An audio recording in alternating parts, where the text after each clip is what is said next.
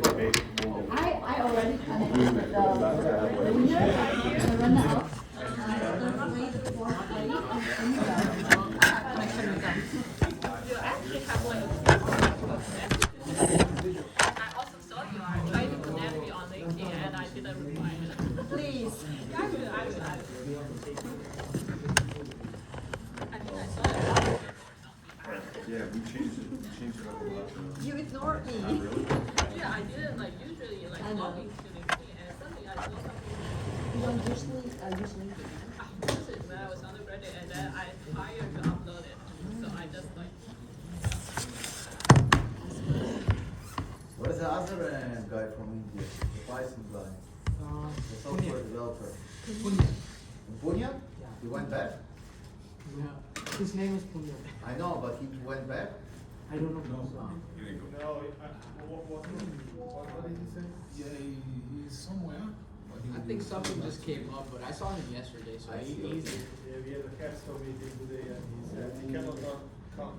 Show up today. Okay, that's okay, no problem. Where is it? Where I is will take it? it first. Where do you see he comes? There are a lot of Piece of girls shit. were also missing. I hate Macs. today. I don't understand All why right. people need a different laptop.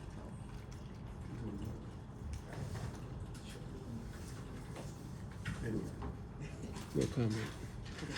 That's the number.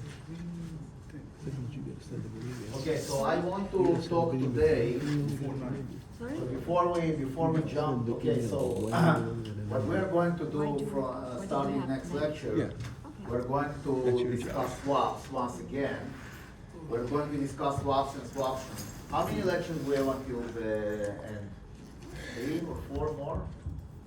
1, 2, 3, 4, 5. 5, okay.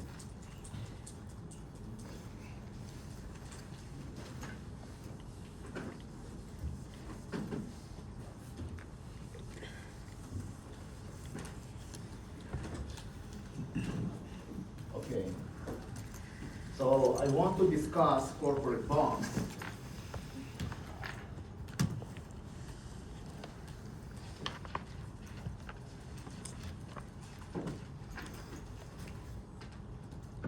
Okay, and these are bonds which are being issued by companies.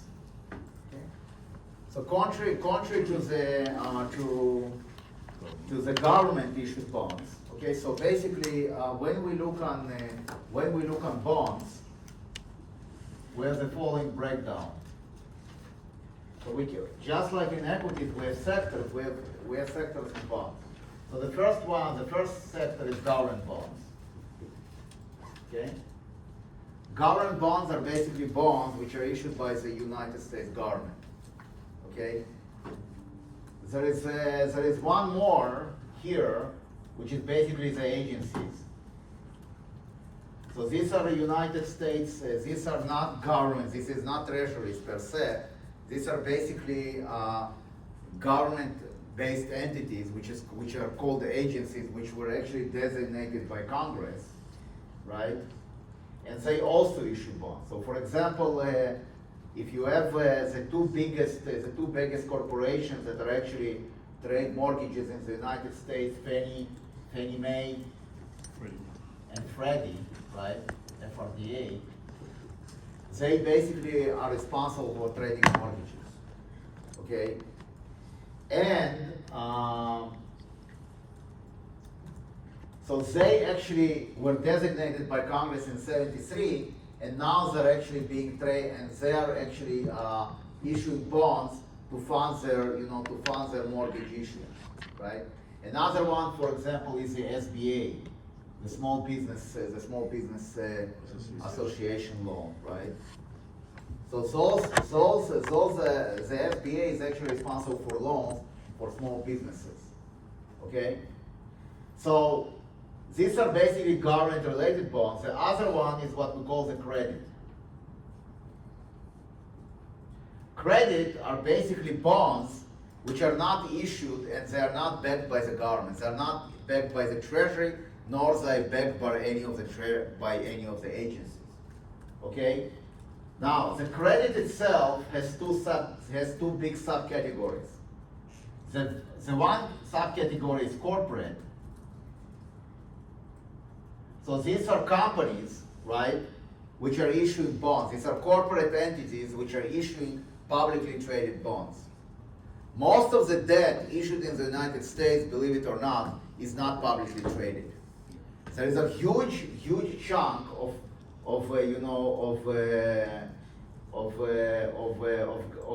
debt, right, which is not issued,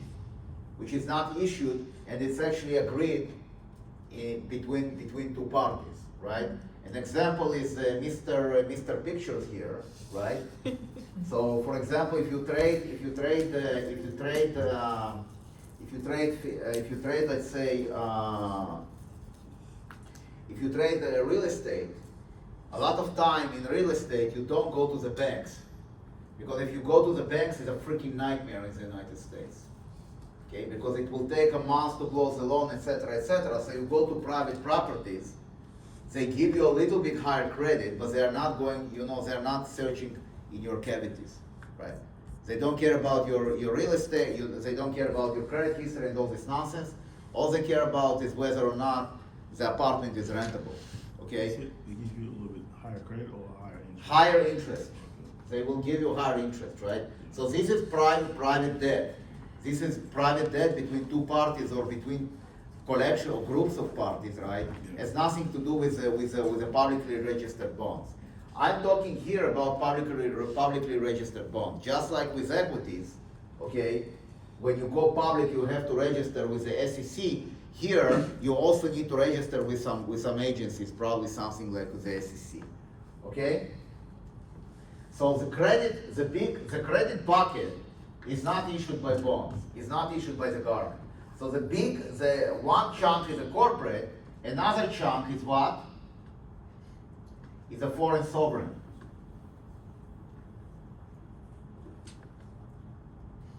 Okay?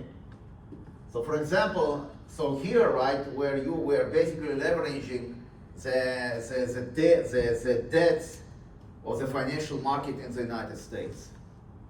So for example, when Brazil wants to issue bonds, wants to raise debt, right, they cannot, a lot of times they cannot raise debt within their own country. A, because they don't have enough investors. B, is because of the corruption, right? So what do? They go to the United States and they issue bonds for investment banks, right, in the United States. So every investment bank and every insurance company has what we call an emerging market desk, right? An emerging market desk is exactly the desk which is going to actually deal with government bonds which are coming from abroad, right? So foreign sovereigns are not exactly the government, because the government issue, right, the treasury issues debt in its domestic currency, which is the dollar. But when Brazil or Congo are coming to the United States to raise debt, they have to raise debt, right, in US dollars. While they will actually themselves get their income, let's say in their local currency, like real, or in Argentina, I think it's a peso in Argentina, I can't remember the Argentinian, right? Or Mexico is peso, right? So you have this fluctuation risk, okay?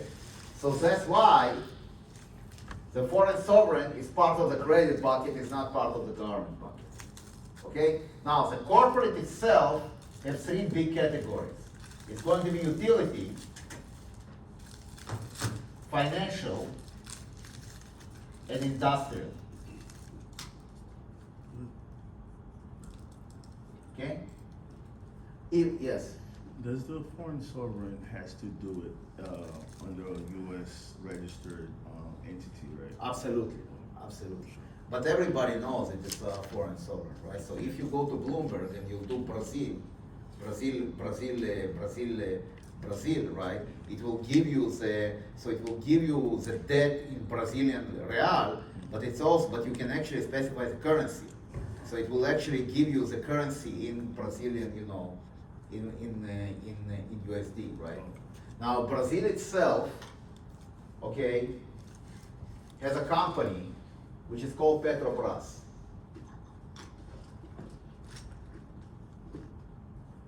What is Petrobras? Petrobras is basically the Brazilian oil company, right, which is nationalized. Okay. So when Petrobras is going to raise debt in the United States, right, you can actually say that Petrobras is a corporate. And then so is it going to be industrial, financial, or utility, in your opinion? Probably industrial, right? Because it's actually, it's an oil company, so it's industrial, it drills, but you can say that it's, you can maybe say that it's also utility, but it's mainly industrial, okay? So the corporate, right, you have an industrial here, okay? Now so Petrobras can be either industrial or foreign sovereign. Why? Because Petrobras actually belongs to the Brazilian government. The Brazilians actually nationalized the oil company.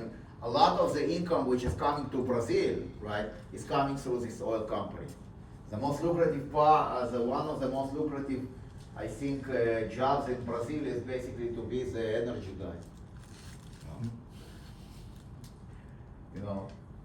So Petrobras is going to be foreign sovereign because Petrobras is actually an agency which belongs to the Brazilian government, okay? So utilities is actually clear, right? These are the electric companies, all these companies which actually provide some service to the clients, right? They're not very volatile, even though now they become much more volatile because of these data centers, right? They're not very, very volatile. Okay, financial is actually very clear. These are financial companies. So these are companies like the banks, the investment banks, hedge funds, insurance companies, brokerage, pension plan, right? So they go to raise debt in order to pay the pensions, etc., etc., etc., right? It is much more, right? So the financials are their own category because they are kind of risky. And then whatever is not financial utility is an industrial, right? Now, this is different. This is very different from what we have in the equity markets. Because the equity markets, you are not stopping in this level, you are actually continuing down the rabbit hole. So for example, if you have a financial and you are an equity trader, right, you care whether it's bank, whether it's a mutual fund, or whether it's or whether it's insurance companies, right? From the point of view of an equity investor, details count. It actually counts whether you have a stock of AAG or you have a stock of Goldman Sachs. Both of them are financial, right? But their behavior is going to be very different. Because Goldman Sachs is going to be Goldman Sachs stocks is much more volatile, right? Now, for bonds, you don't go below, because bond guys do not care. They do not care if it's a bank or it's going to be or it's going to be an insurance company. They just don't. Yeah. So they care about this level. Okay, they care about this level, plus they care about the rating. The rating is what actually, right? So there are three rating agencies in the United States: the S&P, Moody's, and Fitch. There are three of them, right? The S&P and Moody's are the biggest one. Fitch is the smallest, is smaller, a little bit smaller. Okay, and all these companies are doing, right? They're actually rate companies, and they're actually estimating how, what is the probability of default. Yukon, I don't know if you know it or not. Yukon is a dump, right? The Moody's is a dumping ground for Yukon graduates, for undergrad Yukon graduates in finance. It used to be, right, that Moody's would actually take a lot of our undergrads in finance for analyst jobs, right? I don't know how it is now, and unfortunately, I don't know if the FRM program actually has this kind of relationship with Moody's, because it's not my job to worry about, jobs for our graduates in risk management, right? So the rating is what actually distinguishes a good company from a bad company. When I talk about good company or a bad company, it means whether the company is going to actually is going to actually default or not. The probability of companies actually getting default or not. Okay? So if it's a good company, right, the probability of default is going to be very low. If it's a bad company, the probability of default is going to be high, very high. Okay? So now let's look. So how do actually gauge? Okay, so how the rating system works, right? So we have the best rating is AAA.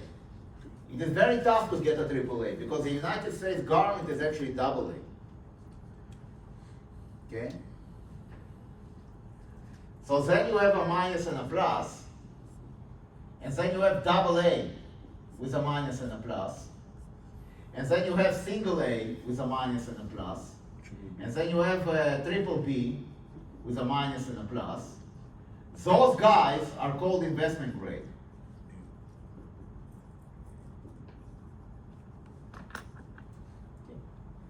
Investment grade means that they are actually money good. Okay? And now, below triple B, you have double B minus plus. You have single B minus plus. And then you have the triple C's minus plus. And then you have default, which means that you default. Those guys are called high yield. Okay? They are much more sensitive to economic conditions. They are much more sensitive to economic conditions, to economic circumstances. Okay? So if you have a company which actually a double B or a single B, and the economy goes south, the economy enters into recession, the probability of this company to default is much higher than the companies which are in the investment grade bucket. There is some sense they're immune, right? They're immune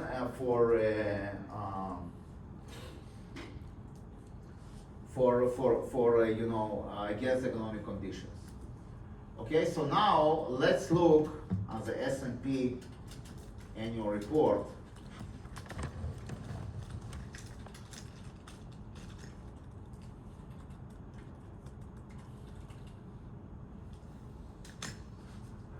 Let's see if 2025 is, yeah.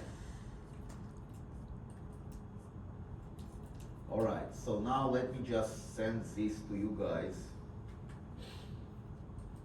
You'll be able to actually do it.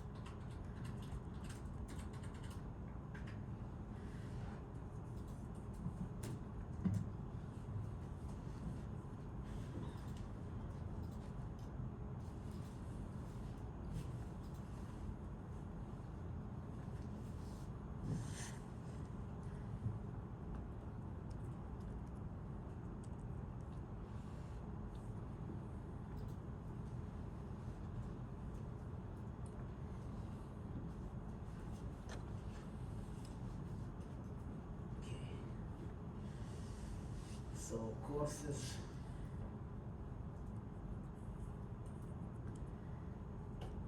And announcements plus here.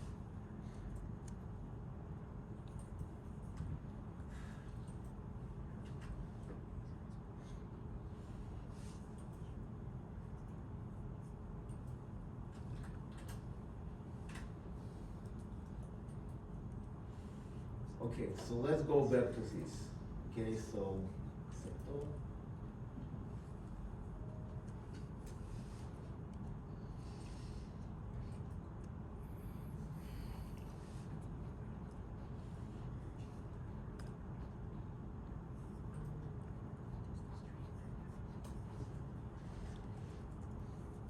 So not what I want.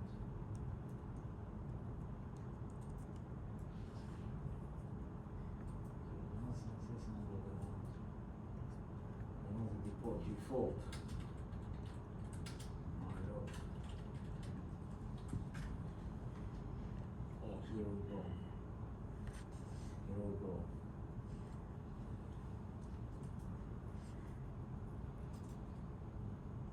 Oh la la.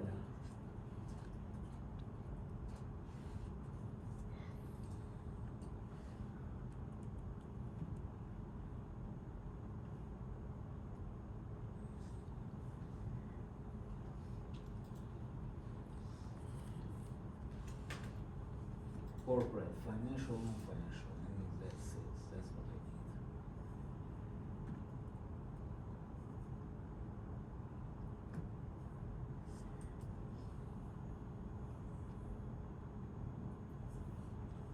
Oh, now it blocks me. Oh, stupid thing. It never blocked me before.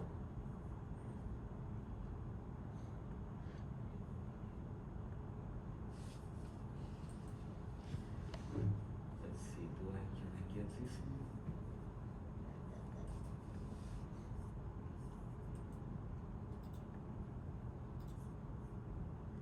Oh, maybe.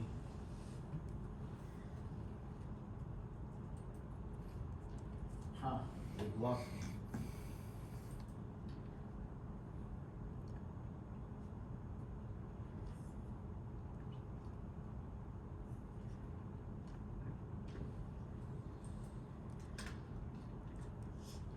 Okay.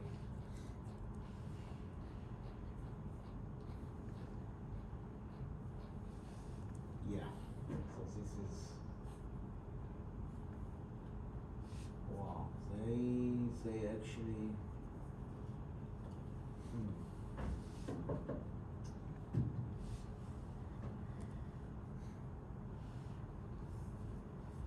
let's see.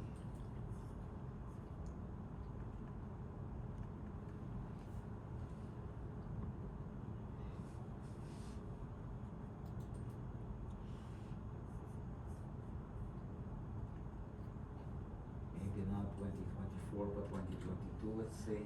I don't care which one is that. This.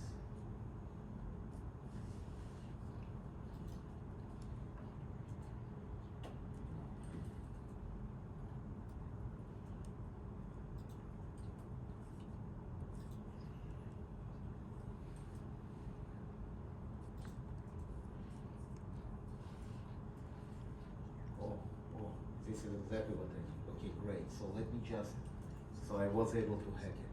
Great. So I'm going to send this to you guys.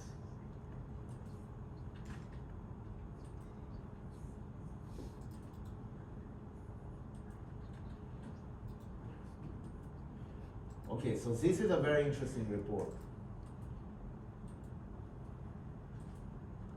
Okay? This is a report for 2024. Okay? And what we want to see the ratings. Okay. So when you download it, look at page 7. Okay, so global corporate annual default rate by rating category. You can see we are looking from 81 until 2024.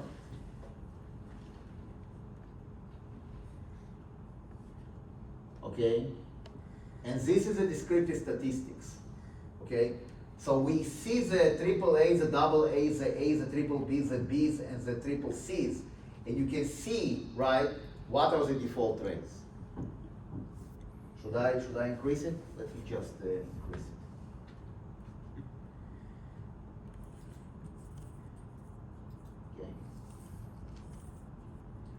So you can see that if you are AAA, AA, or A, or triple B, the defaults are pretty negligible.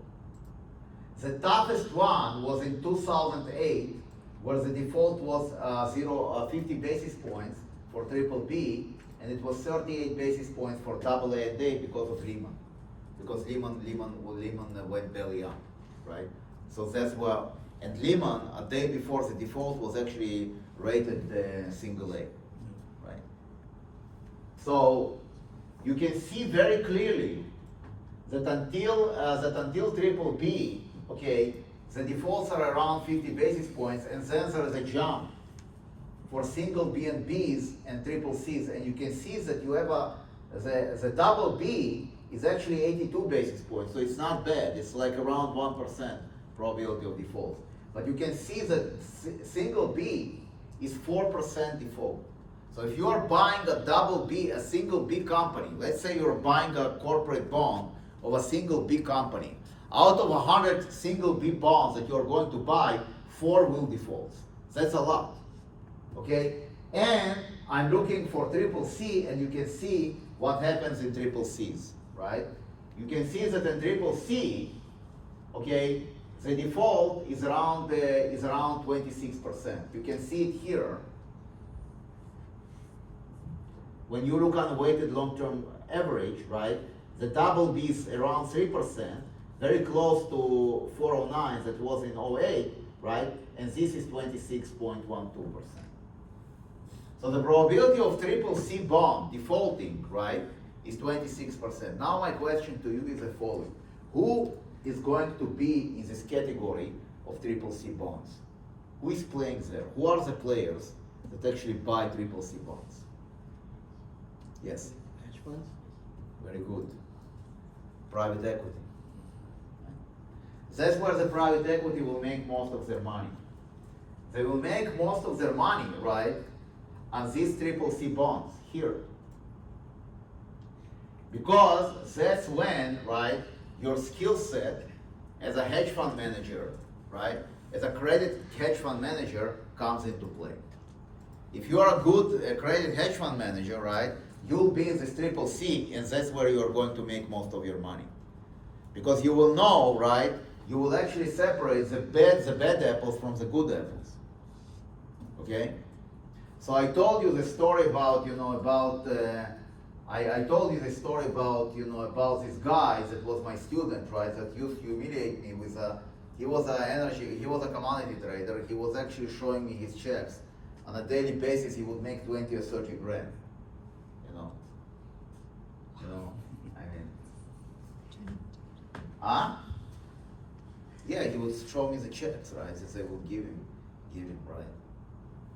So, but what is interesting is that he wanted his daughter to be, to be a physicist. He told me, Yaakov, I don't want my daughter to be a businesswoman. I want her to be a physicist. So he was very proud that she was accepted to Princeton to do a PhD in physics or something. I can't recall.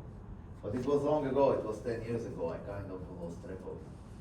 Okay, and the other one that when I was in Manhattan, I was much younger. I was maybe Lady Boss's age, maybe a little bit younger, right? I used to sail, I used to sail Lady Boss, and once again, right, there was this girl, she was, I think, your age, her Rolex watch, and she was in private equity in Goldman Sachs. Wow. Her Rolex watch, right, was probably more valuable than my condo that I bought there in Brooklyn, Something like, it was absolutely crazy. It was absolutely crazy, so. It was before the crisis, what was 20 years ago, my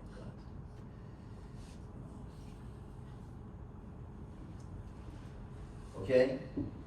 So this is basically the realm, right, of corporate bonds, of private equity. This is the realm of investment grade investors. So basically insurance companies and whatnot, conservative guys, right? And they want to actually get a little bit more juice from their bonds than the government bonds. So government bonds, let's say, pay 4%, and they want to get, let's say, 5%. then they will go to this category of triple B and double B, right? The B category is like in the middle. It's in the middle bucket. It's sometimes it's, you know, sometimes it's private equity guys, sometimes it's investors guys. It depends on the bond, okay? Now, what is very interesting here, look at this table here. And I know that a lot of you are young.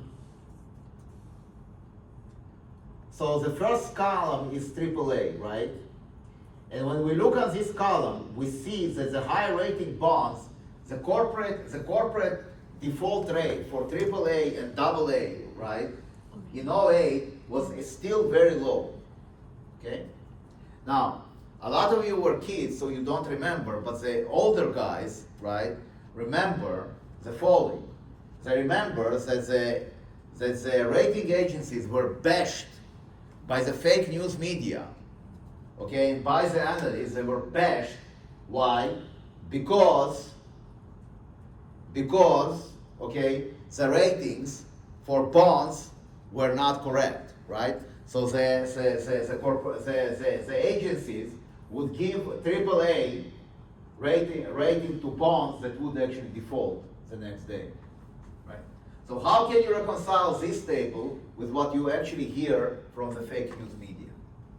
That's actually a classic example of attention to details, and it's a classic example why the fake news media is a fake news media. Okay. Thoughts?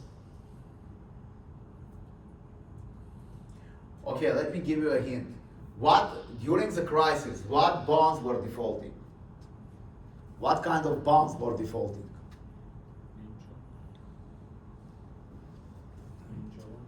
No.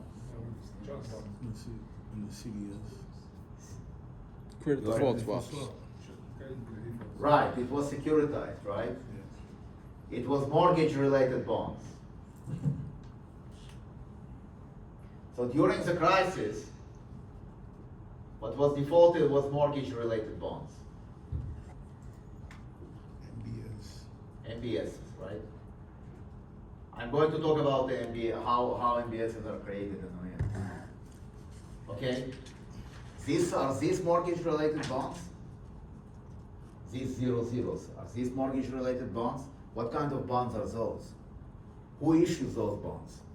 I would think it's the Corporates, the corporates, right? These are issued by solid corporate companies. And during the crisis, solid corporate companies did not got hurt. In fact, I'll tell you more. What do you think was the percentage of the bonds, of the mortgage-related bonds that defaulted during the crisis? So if you look on all the bonds which were outstanding in the United States during the crisis, what was the percentage of the bonds that was defaulted through the crisis? 10%? Good. Almost, right? 13%. 87% of mortgage-related bonds were money good. Why? Because, right, the 87% of the bonds were acquired by normal people, by law-abiding people that were actually paying their mortgages on time, and they had solid jobs. They didn't have any issues because they were giving their 20% down for the housing, etc., etc., etc. They were playing by the rules, and that's why they didn't default. The people that defaulted, right, were from the, let's put it this way, they weren't the nicest bunch in the crowd, right? I don't want to go, to go in because I'll be suspended again, So let me just explain how securitization works, and then we will go back to mortgage-related bonds. So today's storytelling, right? No formulas. I'm going to give you some reprieve. That's it, right? So how? Yeah. One comment, but some of them also defaulted not just because they couldn't pay, but they didn't want because there was no actually equity. Yeah, but it is a stupid, it's still a stupid reason not to pay. Because where do you live? where do you live? Right? You don't pay, you walk away, you still need to pay rent. Right? What? You want to live under the bridge in LA? Good luck with that. No. If you want to go to LA and live there under the bridge and ship into the bridge, it's your choice, not mine. But the rent rates were also dropped, so they could rent probably lower than what they. That's okay. That's okay. It was the speculators who bought a second and third house hoping to make money off of that, who Yeah. walked away. No, don't blame the speculators. A lot of people are buying the second and third houses, trying to make money. It doesn't mean that they're bad. Don't blame the speculators, okay, please. Thank you very much. A lot of people are engaging in this real estate because, as we say, right, there is no business like real estate business, right? Yeah. Exactly. Depends on how you look at it. Well, that's how I look at it. Okay, so how does securitization works? So on the one side, you have a lot of people that buying their houses, right? So let's say you have thousands of people that buy their houses, and you take all this and a lot of them are actually getting the mortgages, right? So then you take the pool, you take all these mortgages together into a common pool. This is called a mortgage pool.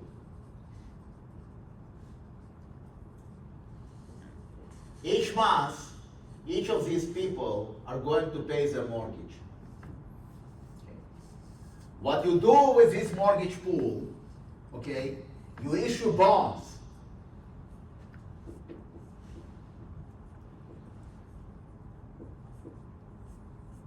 Okay, which you sell to investors.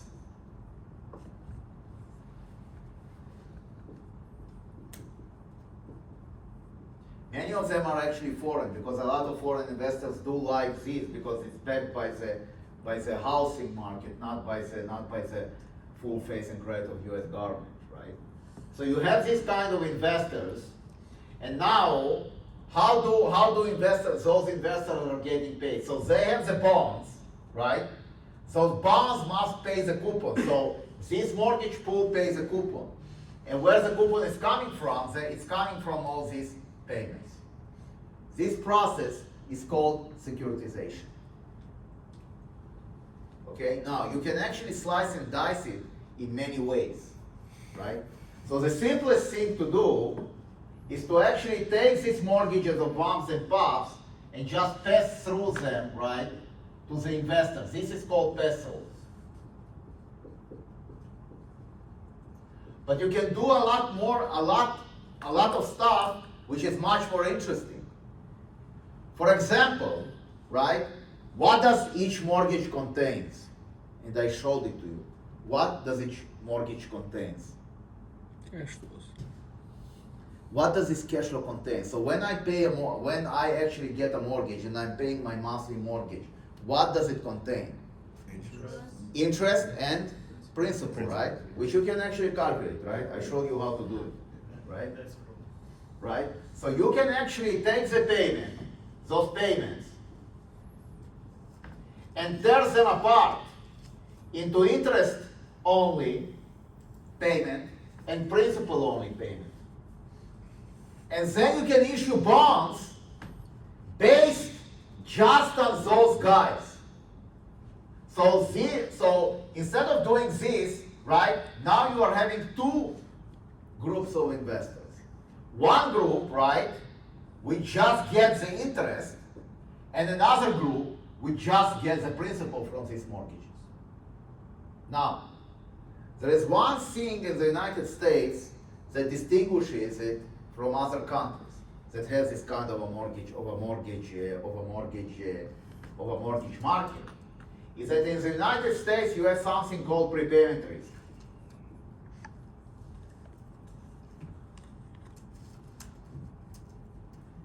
What is prepayment risk?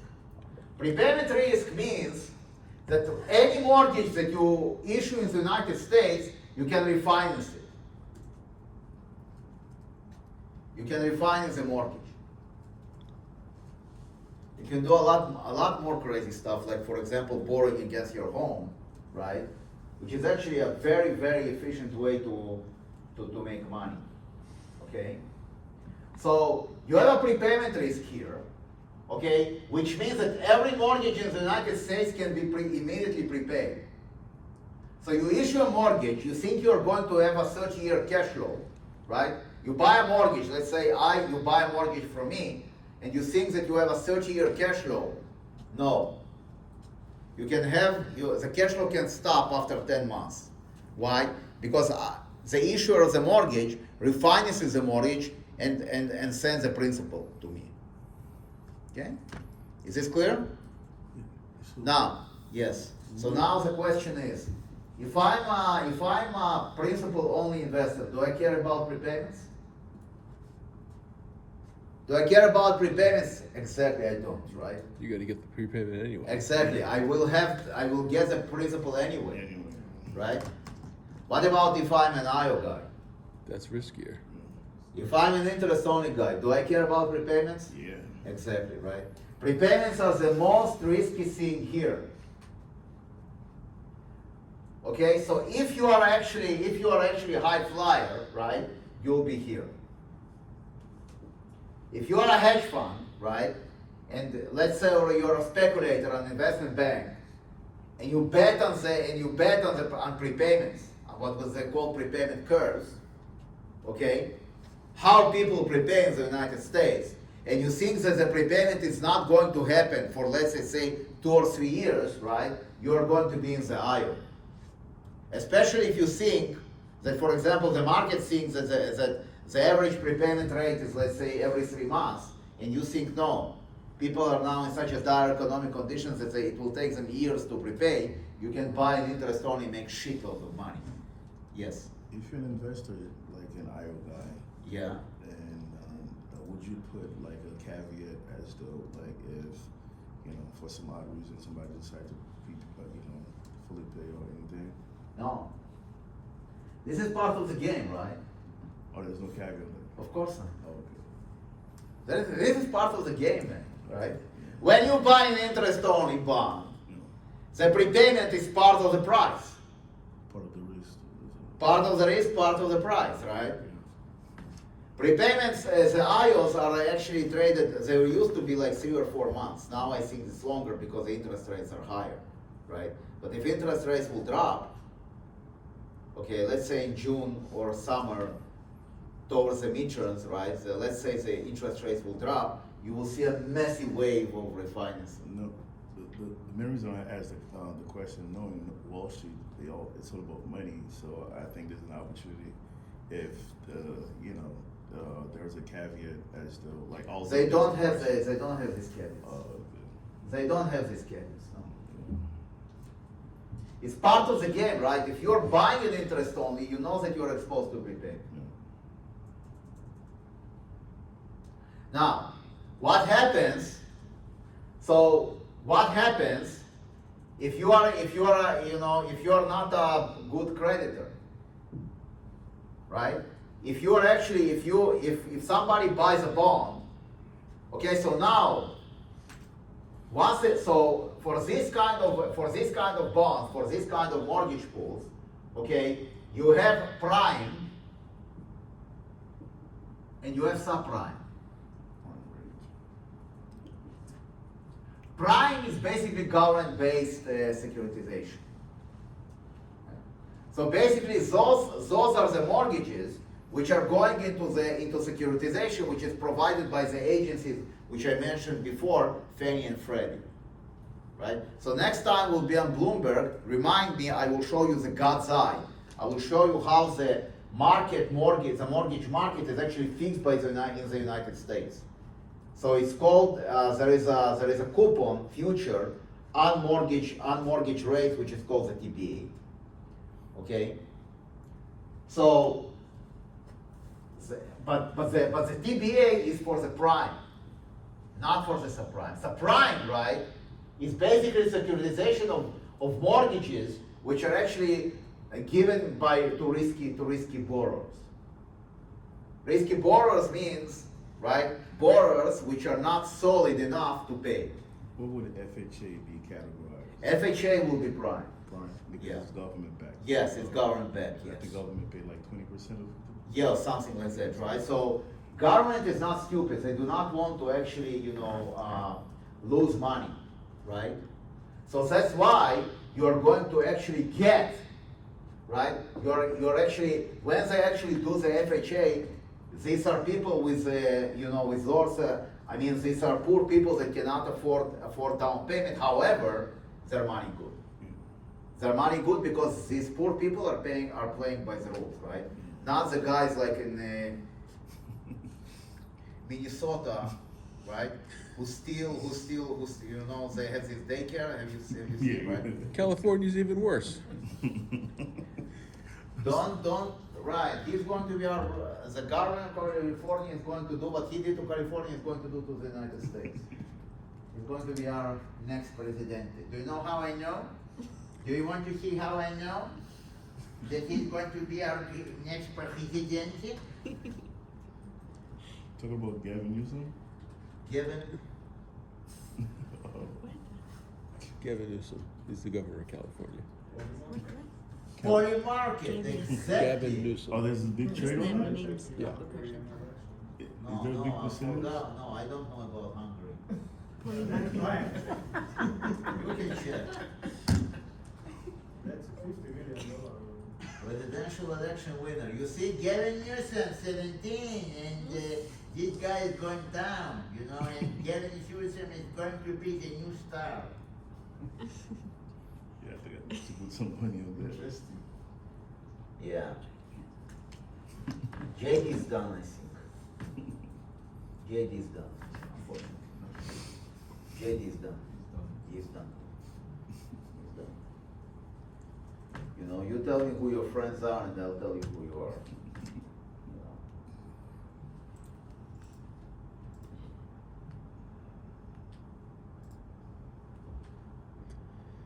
Okay, so when we look at subprime mortgages, those are the mortgages, those are the bonds that actually got defaulted. These people weren't money good.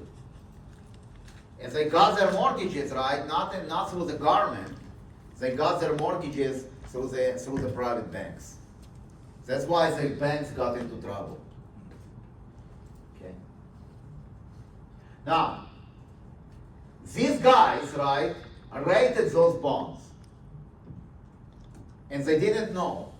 That's why they rated them AAAs and all that, because the events that unfolded, it was very tough to predict, to give them, to be fair to them, right? But the fake news media, right, attacks them. And when you look at this table, you can see that it was not attacking, it was not a fair attack. Because in the corporate world, right, where they have 100 years of experience, they're very, very, very solid. They know exactly what they're doing. Okay. And that's a great, way to start your career in finance, by the way. If you can go to a rating company, you go there, like say 2 years, you're an analyst, right? And then you move to one of the investment banks, and then you can be on the credit desk.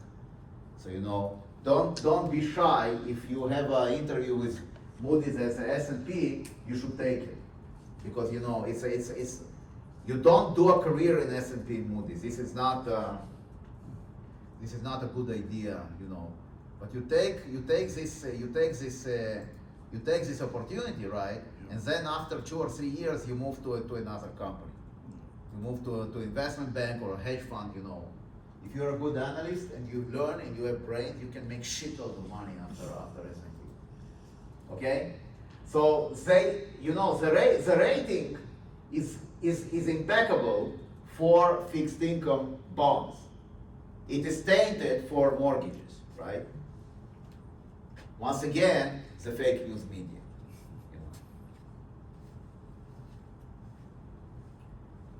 Okay?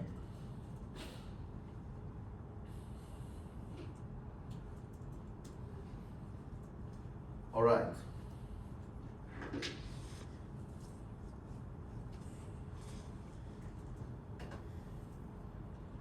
Okay, any questions on this? Any questions on this?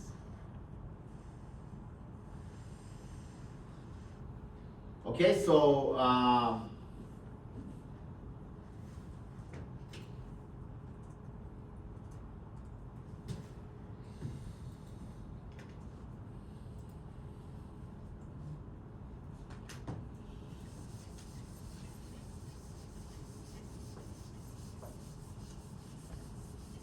now, how you determine the, okay, so if you have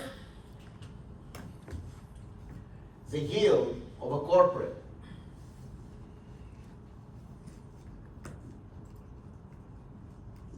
okay, let's say you have a 10-year corporate.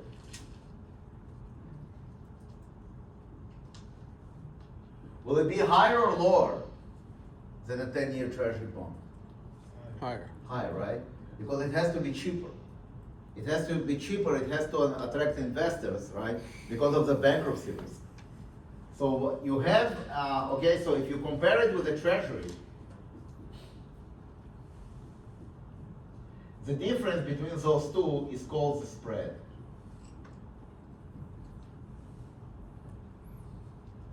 It's called the spread. So when I analyze government bonds, right, I was talking about key rate durations, which is exposure to the change in yields, right, of each point on the curve.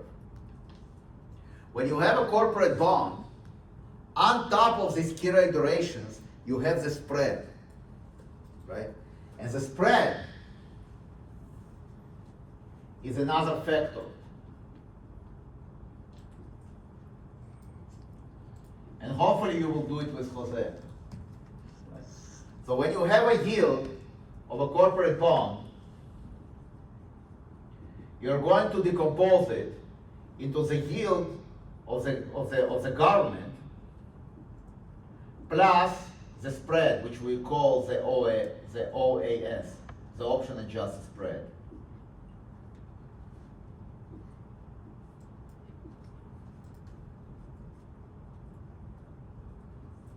Okay?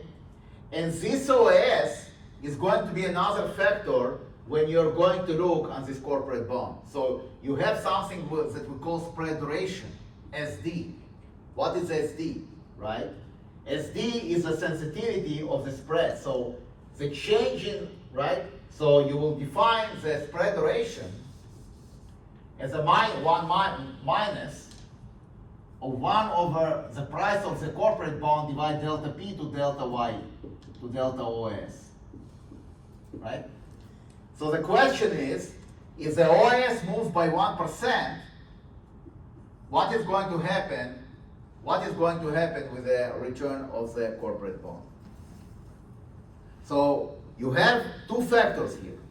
If you have a spread, if you have the yield of a corporate bond, you can move the yield of the corporate bond and you can speak about duration of the corporate bond versus the yield of the corporate bond. But you can also take and be a little bit more granular. And you can take this corporate bond and decompose it into the government part, which we call Y government, and the spread, which is the difference between the corporate and the government. And you can talk about sensitivities to the spread. Okay? So, what are the rules for that? So if you have a corporate zero coupon bond,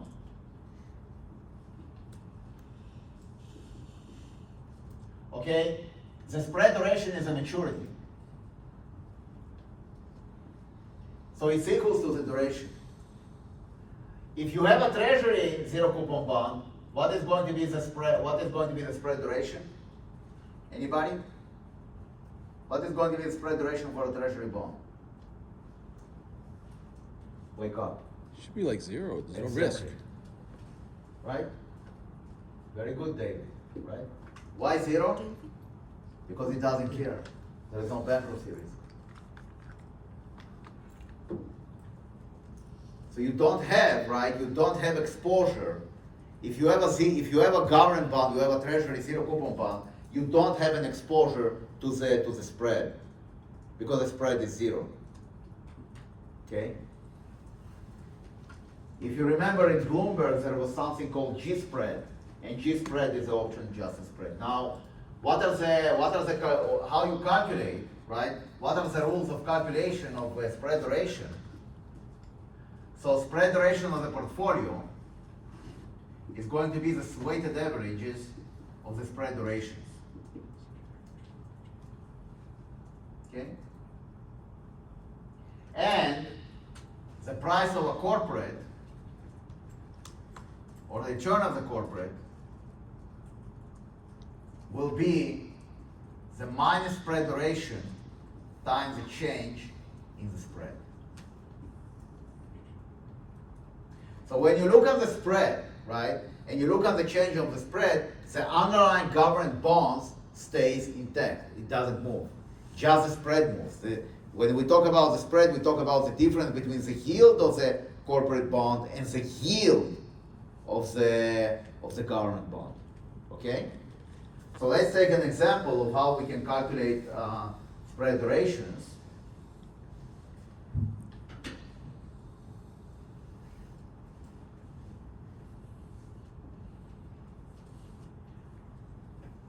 So let's look. We take R. Yeah, you can, of course. Mr. Photos, you just take photos. So let's assume that you have two bonds. One bond is a 10-year corporate bond. So bonds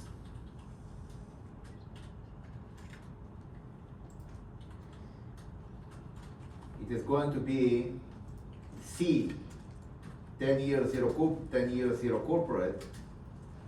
corporate bond. And it's a zero coupon bond. And another one will be 5-year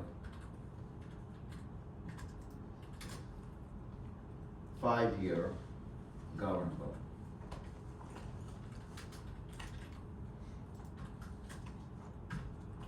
If I look on bonds, I'm going to guess this.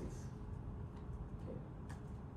What is going to be the spread duration of the 10-year zero coupon bond? Okay. The spread duration of the first one is going to be 10. The second one will be 0. Is this clear? Because it's a corporate bond, right? So the first one is a corporate bond, the second one is government bonds. The government bonds do not have exposure to spread duration. Now, we're looking now, but now we're going to make it a little bit more complicated. And we're going to look also on the sensitivity versus the government bond versus the government rate, right? So you have a corporate bond, and then you decompose the corporate bond into spread and government, right? And the government you can move as well. Remember in Bloomberg, right? When you do USSW, it can actually move. So we can call it interest rate. They call it interest rate duration. I call it government duration. It's going to be C 10 5.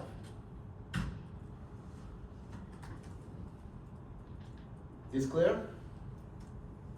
Now, if I'm going to take, let's say, a 50-50 portfolio, what is going to be my government duration and what is going to be my spread duration of this portfolio? Okay? Using this formula. Okay? My government duration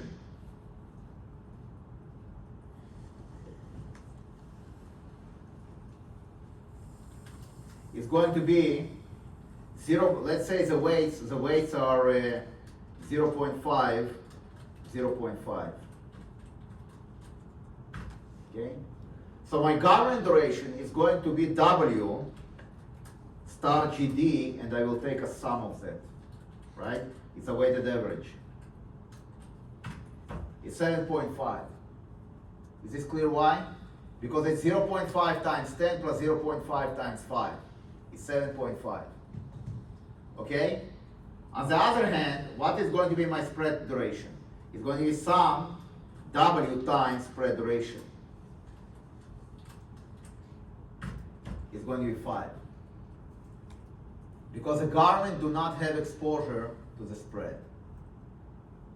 The spread is on top of the garment. So now, what happens when the garment yield, the change in garment yield, let's say will be 1%, and the change in spread will be minus 0.5%. So the spread tightens. So, for example, how this is possible, you ask? Let's assume that the corporate yield is 5% and the government yield is 4%. Okay? Now the government moves up by 1%. So now the new government yield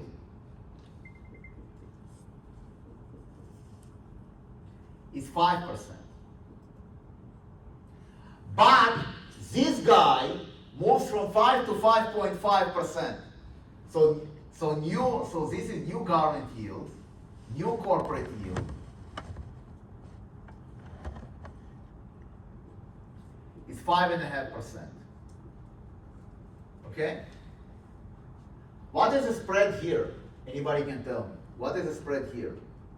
1. Very good, lady boss. What is the spread here? Half. So what's happening here? The government moves by 1% up. However, the yield, this guy moved only by 0.5%, by 50 basis points. Right? It moved only by 50 basis points. So it tightened.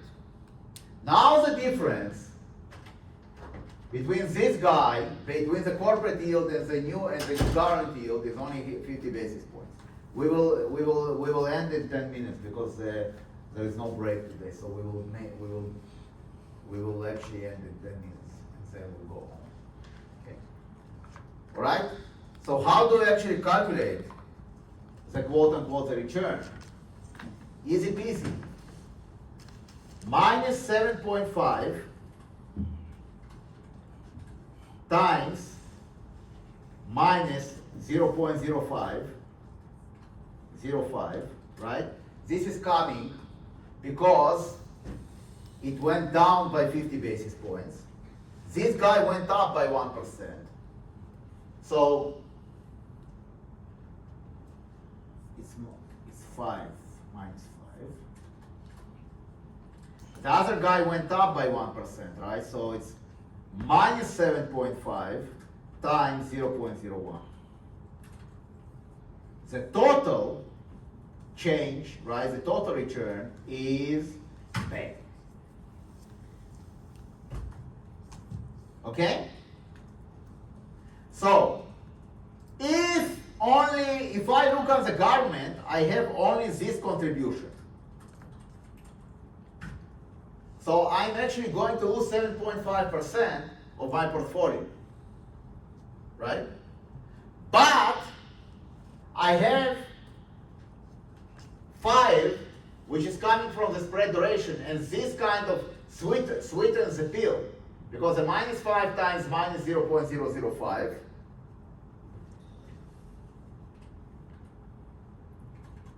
will add.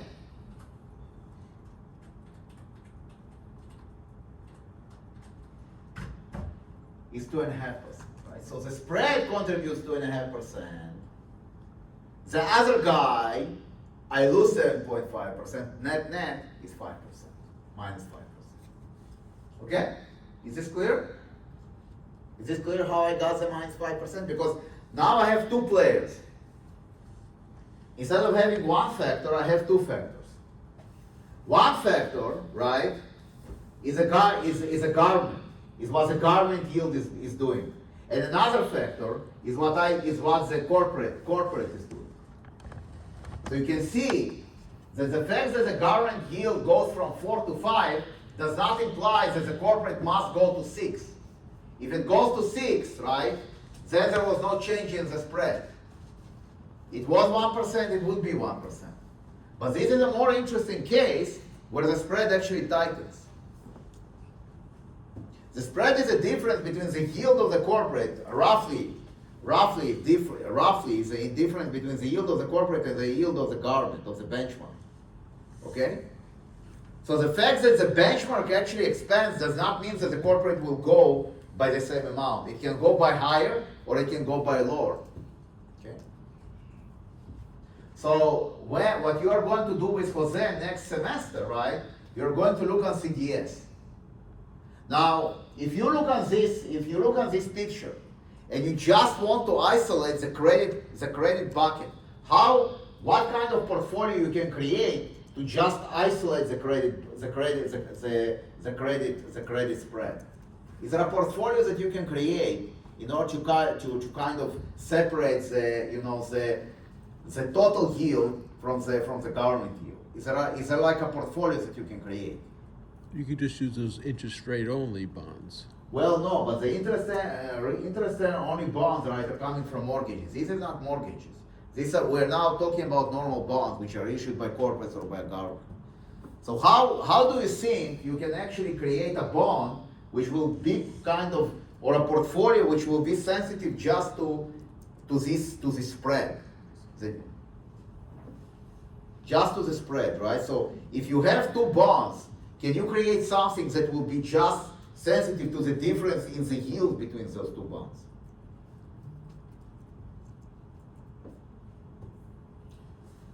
You can, but it will be very difficult. It's going to be very easy. Yes, it will be very difficult. It's going to be very easy. Okay. That's what you do, right? You long the corporate and you short the treasury. That's it. You're done. Because what is going to be the difference between, right? So you have the yield of the corporate here minus the yield of the treasury here. So yield corporate minus yield treasury, right, is exactly the spread. You're done. Just considering that, the yield on the government treasury is fixed. Let's say for the. I know it's fixed, but it can move, right? Yes. So you have the corporate, you long the corporate, and you short the treasury, and then you're done. Because what is going to be the kind of the income on this, right? It is going to be the difference between those, right? Yes. You are going to take this into right, and you are going to pay this out, Yes. right? So that's exactly your spread.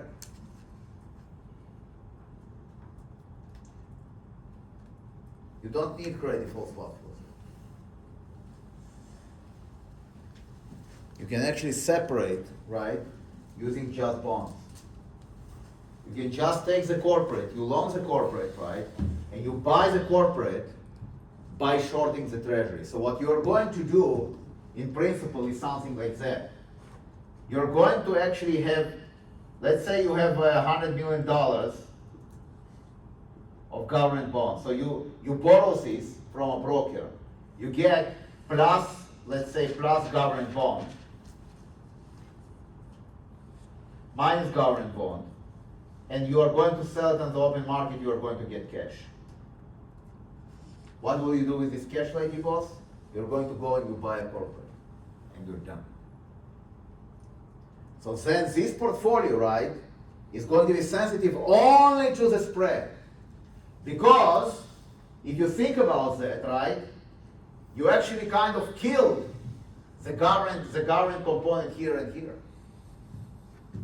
So if this guy goes up by 1%, and this guy, right, goes up by, this guy will go up by 1%, so the spread will be the same, this difference will be the same, this portfolio will not feel the change.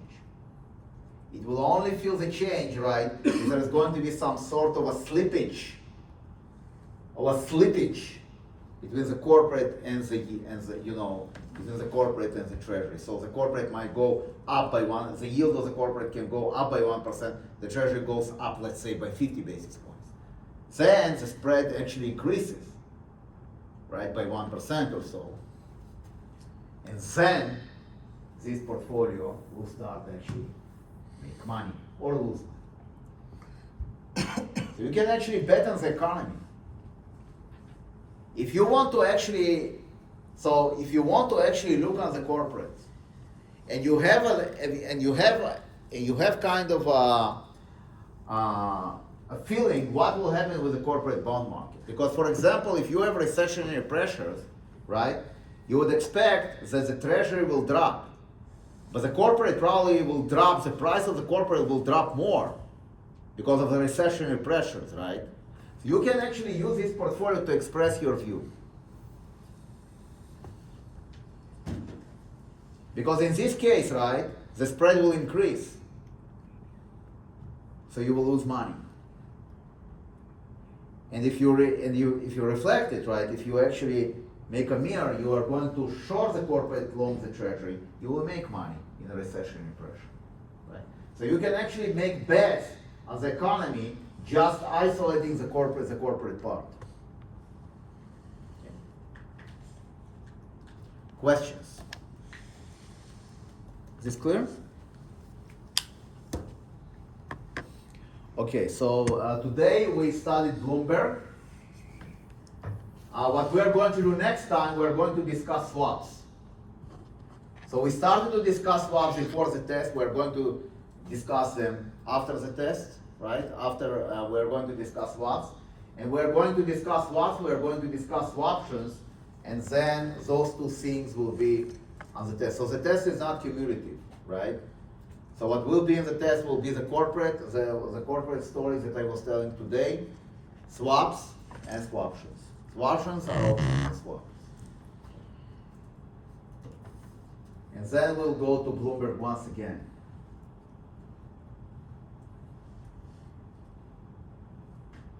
And if we have time, then maybe I'll cover credit default swaps. We'll see. I don't want to step on Jose's toes, but maybe I'll do it. We'll see. When's assignment 3 coming? Huh? When's assignment 3 coming? Assignment 3. 3? You want assignment 3? We said we were gonna have 5. What did I say? 5 Yeah. assignments? Really? Yeah. I lied. I can't run your assignments. You give me this shit in Python, I can't run it. Or you send me files, right? Yeah. You send me files.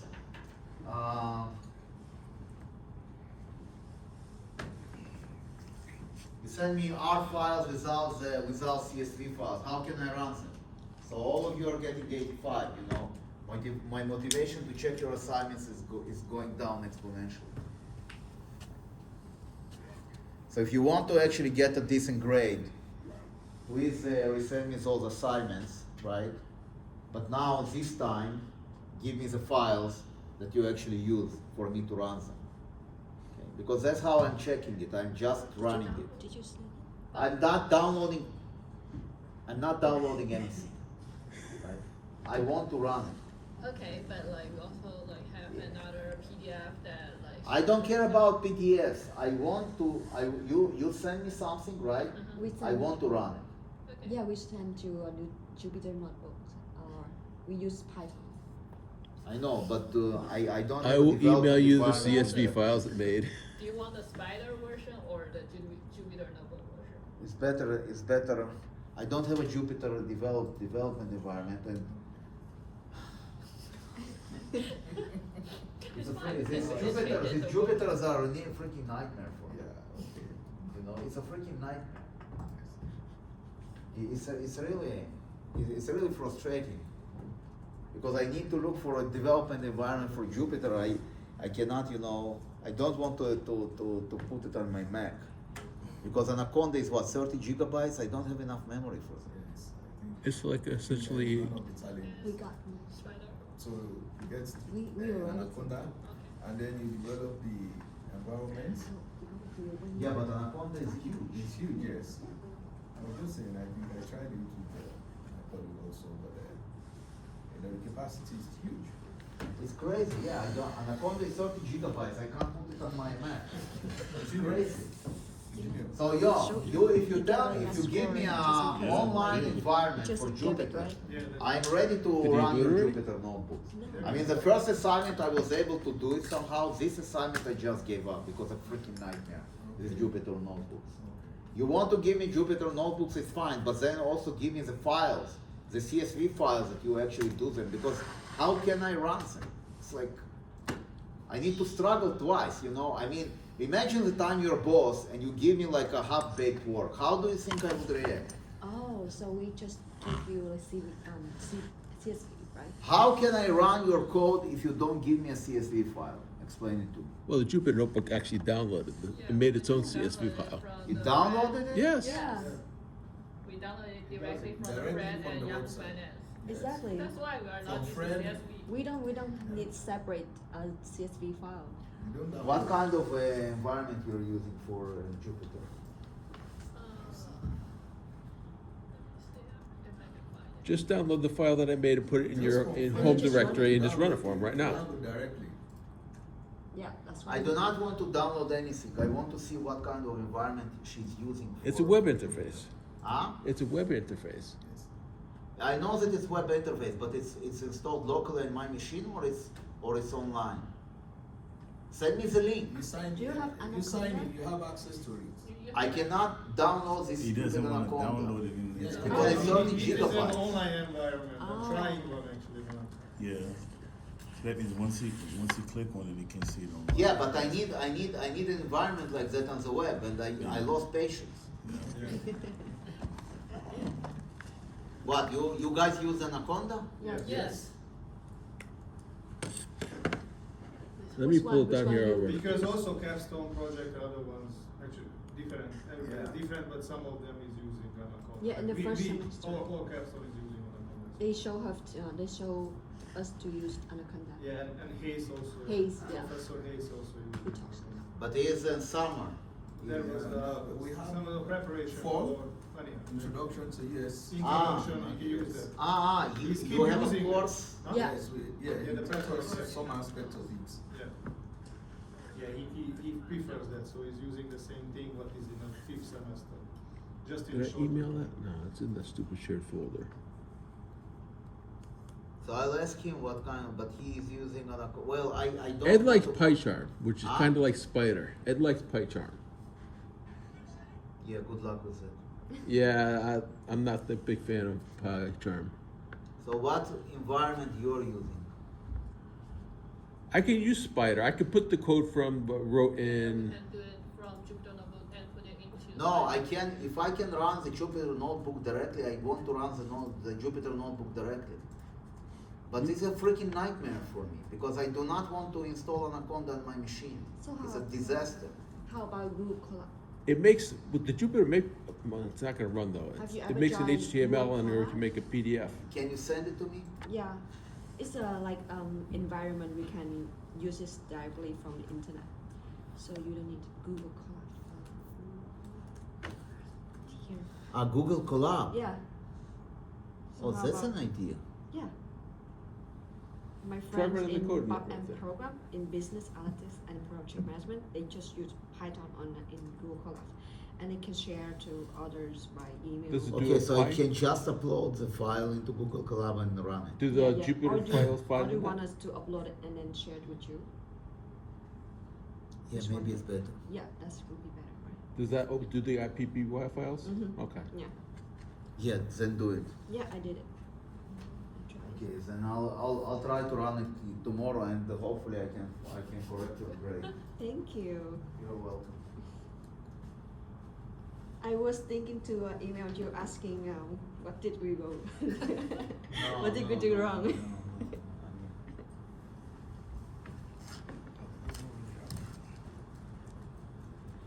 I have no problems that you guys are using Python, it's fine, but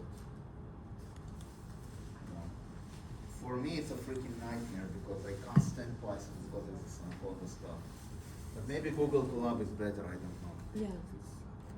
Compared, you know, compared to R, it drives me nuts. It just drives me nuts. Well, what I don't like with PyCharm, it makes such a bare environment. You have to reload everything every I time. know, You it's gotta a put pandas freaking back in. You nightmare. gotta put. Anybody NumPy in here every time. also uses notebooks? You guys use that, right?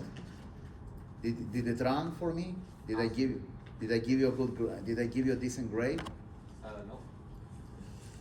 Then The assignment you just assign for some person. You don't assign as a group. So that Oh. the group member can say what. you guys didn't get the okay. Okay.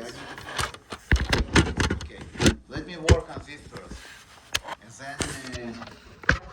And then you are in the group? No. Okay. Let me fix the